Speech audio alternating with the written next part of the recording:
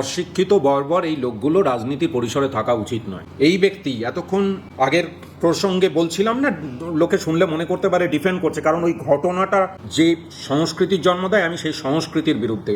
আবার ঠিক একইভাবেই এই ধরনের অশিক্ষিত বর্বর রুচিহীন মানুষের রাজনীতিতে থাকাই উচিত না।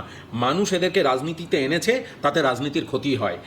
এই ভদ্রলোক কিনা জানি না, এই মানুষটি তিনি রাজ্যের মহিলা মুখ্যমন্ত্রী সম্পর্কে, মমতা বন্দ্যোপাধ্যায় সম্পর্কে কি হাফ প্যান্ট পরা না কি সব বলেছিলেন। উনি হামেশাই এই সমস্ত কথা বলতে পারেন এবং মনে করেন যে এইগুলো বলা বোধহয় বাক স্বাধীনতার মানে অন্তর্গত।